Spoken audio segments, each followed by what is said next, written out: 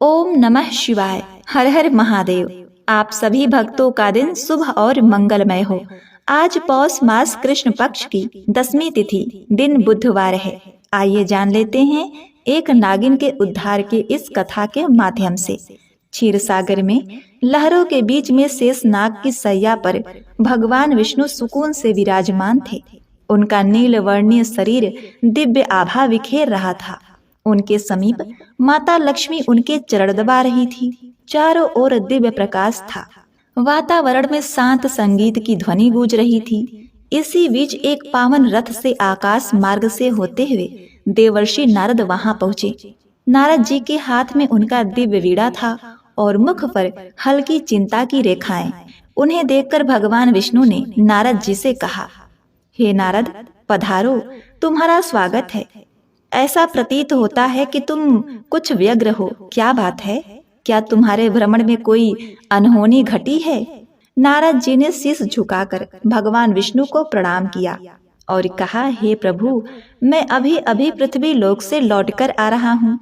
पृथ्वी का भ्रमण करते हुए मैंने एक अत्यंत ही विचित्र दृश्य देखा। वहाँ कुछ लोग पीपल के वृक्ष को काटते हुए दिखे, जैसे उन्हें उनके महत्व का कोई ज्ञान ही ना हो। दूसरी ओर कुछ तपस्वी मुनि और साधक उस वृक्ष की पूजा कर रहे थे। वे उनकी परिक्रमा कर रहे थे, उस पर जल अर्पित कर रहे थे और मंत्र उच्चारण करते हुए भगवान विष्णु की स्तुति कर रहे थे। हे प्रभु, इस विरोधाभास को देखकर मेरे मन में जिज्ञासा उत्पन्न हुई। पीपल के वृक्ष का क्या रहस्य है? यह वृक्ष इतना पवित्र क्यों है? मैं यह आपके मुख से जानना चाहता हूँ। वैसे तो मुझे इसका ज्ञान है। हे प्रभु, कुछ लोग उसकी पूजा करते हैं और जिन्हें उसका ज्ञान नहीं है वे इसे काटते हैं। उसे काटने का पाप क्यों करते हैं? कृपा करके मुझे इसके महत्व के विषय में विस्तार से बताइए, ताकि मैं इस ज्ञान को लोक परलोक में फैला सकूं। भगवान विष्णु के मुख पर एक कोमल मुस्कान खिल उठी। वे मंद स्वर में बोले, हे नारद, तुम्हारा प्रश्न अत्यंत ही महत्वपूर्ण है। पीपल का वृक्ष कोई साधारण वृक्ष नहीं है। यह वृक्ष स्वयं मेरे स्वरूप का प्रतीक है। यह न केवल देवताओं का निवास स्थान है, बल्कि इसकी पूजा से मनुष्य के समस्त पापों का नाश होता है और उन्हें मोक्ष की प्राप्ति होती है। सुनो, मैं तुम्हें पीपल वृक्ष के महत्व की एक कथा सुनाता हूँ, जो यह स्पष्ट करेगी कि क्यों यह वृक्ष पवित्र है और क्यों इसकी पूजा करनी चाहिए। हे नारद, इस कथा का केवल वर्णन और श्रवण ही मनुष्य के लिए पुण्यदायक है। जो भी इस पावन कथा को श्रद्धा और भक्ति के साथ सुनता है या सुनाता है, उसे अनगिनत पुण्य प्राप्त होते हैं। उसके जन्म मरण के संचित पाप नष्ट हो जाते हैं, चाहे उसने अपने अज्ञानवश कितना ही बड़ा पाप क्यों नहीं किया हो। इस कथा के श्रवण से उसके पापों से उसे मुक्ति मिल जाती है। इस कथा को सुनने वाला अपने पितरों का आशीर्वाद पाता है। उसके पूर्वज संतुष्ट होते हैं और उसे सुख, समृद्धि और शांति का वरदान देते हैं। इसके फलस्वरूप पितरों के ऋण समाप्त होते हैं और उनके मार्ग में आने वाली बाधाएं दूर होती हैं। इस कथा को सुनने वाला व्यक्ति अपने घर में दुर्भाग्य, दरिद्रता और कष्टों को दूर करता है। उसके परिवार में सुख, समृद्धि और लक्ष्मी का वास होता है। उसका जीवन सदा मंगलमय रहता है। यदि किसी स्त्री पुरुष को संतान सुख की प्राप्ति में बाधा हो रही हो, तो वह इस कथा का श्रवण करके पीपल के वृक्ष की पूजा करे। उसे संतान सुख की प्राप्ति अवश्य होगी। प्रिय भक्तों, नारद जी ने आनंद और जिज्ञासा से कहा, हे प्रभु, मैं ध्यान पूर्वक सुन रहा हूँ। कृपया इस कथा का वर्णन कीजिए। विष्णु जी ने कहा, हे नारद, पूर्व काल की बात है। एक अत्यंत गरीब व्यक्ति था, जिसका नाम रविदास था। रविदास ईमानदार एवं परिश्रमी था, लेकिन उसका जीवन अत्यंत ही कठिनाइयों से भरा हुआ था। वह जंगल से लकड़ियां काटकर उन्हें बेचता और जैसे तैसे अपने परिवार का भरण पोषण करता। उसका परिवार बड़ा था। बूढ़े माता पिता, उसकी पत्नी सावित्री और 3 छोटे छोटे बच्चे थे। रविदास दिन रात मेहनत करता, फिर भी परिवार के लिए पर्याप्त भोजन जुटाना उसके लिए मुश्किल हो जाता।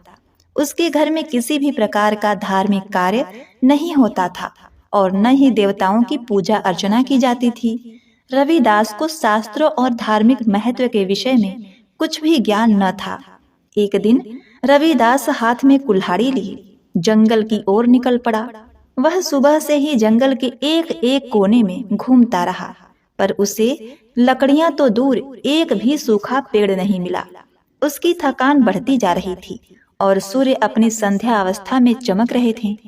रविदास को चिंता सताने लगी कि यदि वह आज लकड़ियां नहीं ले गया तो घर में चूल्हा नहीं जलेगा। भूख और प्यास से व्याकुल होकर वह जंगल में आगे बढ़ने लगा। जंगल का वह भाग अत्यंत ही भयानक था। ऊंचे ऊंचे वृक्ष, घनी बेल और झाड़ियों से सूरज की रोशनी तक को धरती पर आने से रोक रहा था। जगह जगह सर्प, बिच्छू और अन्य हिंसक जीवों के खतरे भी दिखाई देने लगे थे, परंतु रविदास की व्यवस्था उसे वहां खींच लाई थी।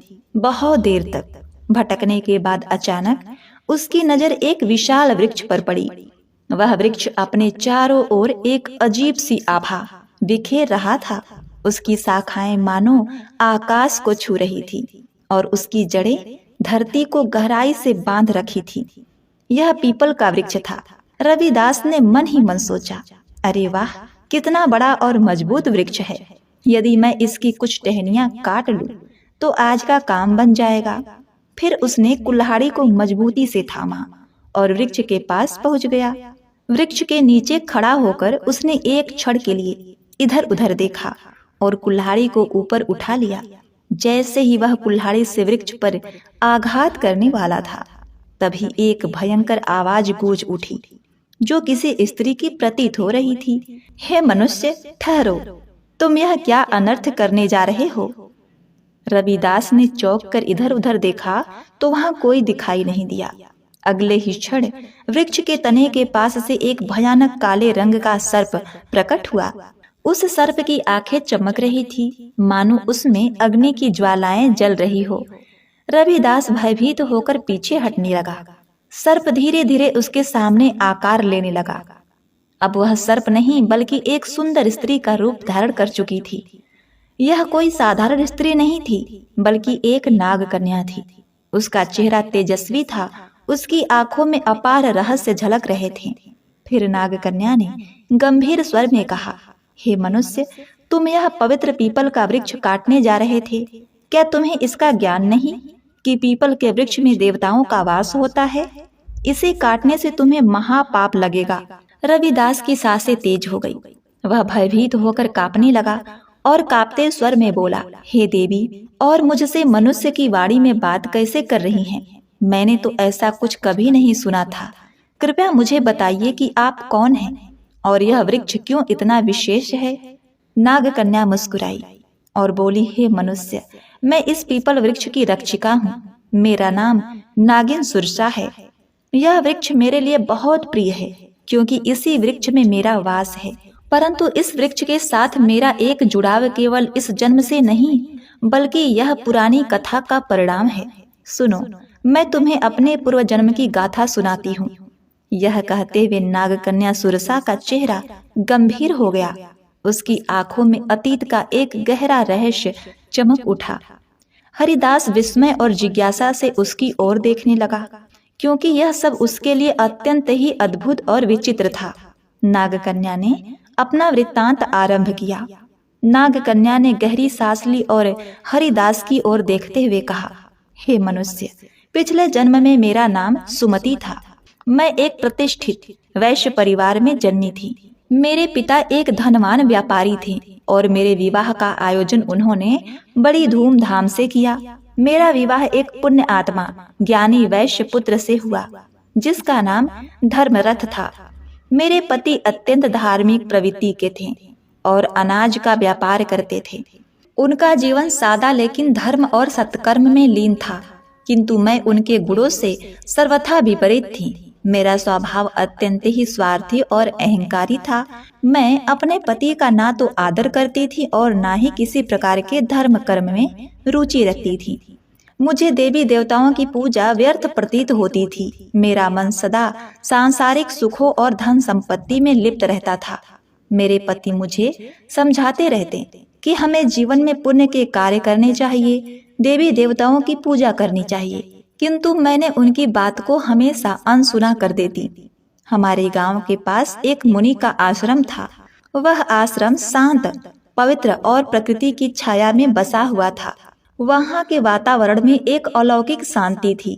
मुनि ने अपने आश्रम के आंगन में एक छोटा सा पीपल का वृक्ष लगाया हुआ था। गांव के लोग वहाँ नियमित रूप से पूजा करने आते थे।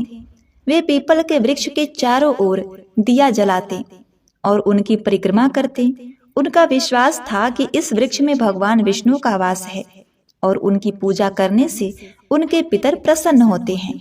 लोगों की श्रद्धा और भक्ति से वह वृक्ष बहुत ही कम समय में विशाल हो गया। एक दिन की बात है, मैं उस वृक्ष के पास से गुजर रही थी। वहां मैंने देखा कि एक ब्राह्मण अत्यंत ही श्रद्धा से उस पीपल वृक्ष की पूजा कर रहा था। वह वृक्ष के तले जल चढ़ा रहा था और मंत्रोच्चारण कर रहा था। यह दृश्य देखकर मैं ठहाका मारकर हंसने लगी और कटु स्वर में कहा, अरे ब्राह्मण, तुम मूर्खों की तरह इस वृक्ष की पूजा क्यों कर रहे हो? यह तो केवल एक वृक्ष है, ना फल देता है ना फूल। यह पेड़ किसी काम का नहीं, यह व्यर्थ का ढोंग है। तुम्हारी पूजा का कोई लाभ नहीं। मेरे शब्द सुन के वह ब्राह्मण अत्यंत ही शांत भाव से मेरी ओर देखता रहा। फिर वह गंभीर स्वर में बोला, हे देवी, तुम्हारा अज्ञान ही तुम्हारे इस व्यवहार का कारण है। क्या तुम्हें ज्ञात नहीं, यह पीपल का वृक्ष मात्र एक साधारण वृक्ष नहीं है। इस वृक्ष में स्वयं भगवान विष्णु का वास होता है। यह वृक्ष जीवित है और अत्यंत पवित्र है। इसकी पूजा करने से भगवान विष्णु प्रसन्न होते हैं। इसके तले जल चढ़ाने से पितरों का आशीर्वाद प्राप्त होता है। अनेक जन्मों के पाप इस वृक्ष की पूजा से समाप्त हो जाते हैं। यह वृक्ष मानव जीवन के लिए वरदान स्वरूप है। उस ब्राह्मण की बातों ने मेरे अहंकार को और भड़का दिया। मैंने कटु वचनों में उसका और उस वृक्ष का उपहास किया। मैं क्रोध में आकर उस वृक्ष के पास पहुंची और व्यंग्यपूर्ण स्वर में कहा, देखते हैं तुम्हारा यह वृक्ष कितना महान है। यह कहकर मैंने आवेश में आकर पीपल के वृक्ष को लात मार दी। जैसे ही मेरी लात उस वृक्ष को लगी, एक विचित्र घटना घटी। मेरे पैर से लेकर शरीर के अन्य अंगों में जलन होने लगी। वह जलन असहनीय थी। मैंने देखा कि मेरे शरीर में परिवर्तन हो रहा था। धीरे धीरे मेरा रूप बदलने लगा। मेरी त्वचा काली पड़ने लगी और देखते ही देखते मैं एक भयानक नागिन के रूप में परिवर्तित हो गई। यह देखकर मैं वहीं चीखने चिल्लाने लगी। मेरी चीख पुकार सुनकर आश्रम के मुनि वहां आ गए। मैं उनके चरणों में गिर पड़ी और रोते हुए अपनी व्यथा सुनाई। उनसे विनती की कि मुझे इस श्राप से मुक्ति दिलाइए। मुनि गंभीर स्वर में बोले, हे स्त्री, तुमने घोर पाप किया है। पीपल के वृक्ष को अपवित्र करना और उसका अपमान करना भगवान विष्णु का अपमान करना है। तुम्हें तुम्हारे कर्मों का दंड मिला है। फिर मैंने कांपते हुए हाथ जोड़कर मुनि से प्रार्थना की, हे ऋषिवर, कृपया मुझे क्षमा करें और इस श्राप से मुक्ति का कोई उपाय बतलाइए। मैं अपने पापों के लिए प्रायश्चित करना चाहती हूँ। उस मुनि ने गंभीर स्वर में कहा, हे पापिनी, तुझे इस श्राप से मुक्त होने के लिए 100 वर्षों तक इस पीपल वृक्ष पर निवास करना होगा और इसकी रक्षा करनी होगी। जब 100 वर्ष पूर्ण हो जाएंगे तब तुम्हारे पति यहाँ आएंगे और इस वृक्ष पर जल अर्पित करेंगे। उसी दिन तुम्हें इस श्राप से मुक्ति मिलेगी। इतना कहकर मुनिवर वहां से चले गए। तब से मैं इसी वृक्ष पर वास कर रही हूँ। यह वृक्ष दिनों दिन बढ़ता गया और मैं दिन रात इसकी रक्षा करती हूँ ताकि कोई इसे हानि ना पहुंचा सके।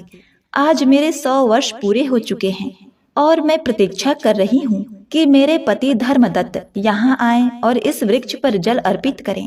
तभी मुझे इस सर्प योनि से मुक्ति मिलेगी। यह कहते हुए नाग कन्या की आंखों में आंसू आ गए। उसकी आवाज में पीड़ा और पश्चाताप के भाव स्पष्ट झलक रहे थे। रविदास यह सब सुनकर अवाक रह गया। वह समझ नहीं पा रहा था कि जो कुछ उसने सुना वह स्वप्न था या सच्चाई। उसके हृदय में भय और श्रद्धा का संचार हो रहा था। नाग कन्या की करुणामय कथा सुनकर रविदास स्तब्ध रह गया। उसकी आंखों में आश्चर्य और अविश्वास के भाव तैरने लगे। उसे यह बात समझ में नहीं आ रही थी कि वह स्वयं इस घटना से किस प्रकार जुड़ा हुआ था। तभी एक दिव्य तेज से आश्रम के मुनि वहां प्रकट हुए। उनका स्वर गंभीर और आशीर्वाद से भरा हुआ था। मुनि ने रविदास की ओर देखते हुए कहा, रविदास, यह सब तुम्हारे पूर्व जन्म के कर्मों का ही परिणाम है। क्या तुम जानना चाहते हो कि तुम इस नाग कन्या के जीवन में क्या स्थान रखते हो? रविदास ने विस्मय से मुनि की ओर देखा और कांपते स्वर में कहा, हे ऋषिवर, कृपा मुझ पर कृपा करें और मेरे जन्मों के रहस्य का ज्ञान दें। यह सब क्या हो रहा है? मैं इस नाग कन्या के साथ किस प्रकार जुड़ा हुआ हूँ? ऋषि ने अपनी आंखें बंद की और उनके मुख पर एक गंभीर आभा उभर गई। फिर उन्होंने कहा, हे रविदास, सुनो, तुम्हारे पूर्व जन्म की कथा। इस नाग कन्या जिसका नाम सुमति है, इसका पति तुम ही थे।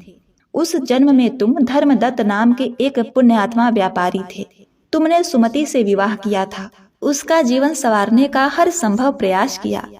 तुम एक धर्मनिष्ठ और सत्यवादी व्यक्ति थे। तुमने सुमति को सद्मार्ग पर लाने के लिए अनेक प्रयास किए, किंतु वह तुम्हारे प्रयासों की अपेक्षा करती रही। रविदास ने आश्चर्य और अविश्वास के साथ कहा, मैं इस नाग कन्या का पति था? मुनि ने मुस्कुराते हुए कहा, रविदास, सुमति ने अपने अहंकार और अज्ञानता के कारण ही पीपल के वृक्ष का अपमान किया था, जिसके कारण उसे सर्पयोनि का श्राप मिला। किंतु भगवान विष्णु ने तुम्हारे पुण्य कर्मों के कारण यह नियम बनाया कि केवल तुम्हारे हाथों से जल अर्पित होने पर ही सुमति को इस श्राप से मुक्ति मिलेगी। तुम यहाँ तक केवल अपनी नियति के कारण आए हो। तुम्हारा आज यहाँ आना संयोग नहीं, बल्कि यह विधि का विधान है। प्रिय भक्तों, सुमति जो अब तक चुपचाप खड़ी थी, मुनि की बात सुनकर रविदास के चरणों में गिर पड़ी। उसकी आंखों से अश्रु की धारा बहने लगी। वह कांपते हुए स्वर में बोली, हे स्वामी, मैं अपने पूर्व जन्म के पापों के लिए आपसे क्षमा याचना करती हूँ। मेरे अहंकार और अज्ञान के कारण मैंने आपको दुख पहुँचाया और इस पीपल वृक्ष का अपमान किया। किंतु मैं आपसे एक बार फिर से प्रार्थना करती हूँ, कृपया इस पवित्र वृक्ष पर जल अर्पित करके मुझे इस श्राप से मुक्ति दिलाइए। रविदास की आंखों में करुणा भर आई। उसने नाग कन्या के प्रति कोई क्रोध या घृणा नहीं दिखाई, बल्कि उसके हृदय में श्रद्धा और सहानुभूति का भाव जाग उठा।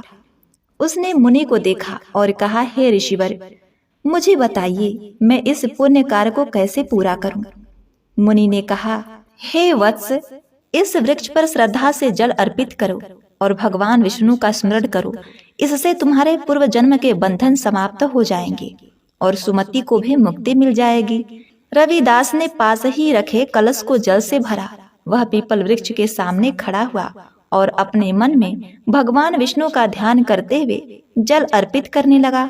जैसे ही उसने जल की धार पीपल वृक्ष के जड़ में चढ़ाई, एक अद्भुत घटना घटी।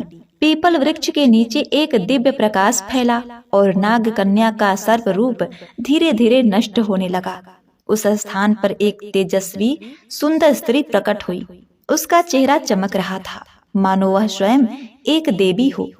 सुमति ने हाथ जोड़कर रविदास और मुनि को प्रणाम किया। सुमति ने कहा, हे स्वामी, आपके पुण्य और भगवान विष्णु की कृपा से मुझे आज इस अभिशाप से मुक्ति मिल गई है। मैं आपके प्रति कृतज्ञ हूँ। आपने न केवल मेरे पापों का प्रायश्चित करवाया, बल्कि मुझे मोक्ष के मार्ग पर भी ले आए। मुनि ने आशीर्वाद देते हुए कहा, हे सुमति, अब तुम स्वर्ग लोक को प्रस्थान करो। तुम्हारे इस श्राप का अंत हो चुका है। भगवान विष्णु तुम्हें आशीर्वाद दे। सुमति ने एक बार फिर पीपल वृक्ष की परिक्रमा की और वहां से दिव्य प्रकाश के साथ ही स्वर्ग लोक को प्रस्थान कर गई।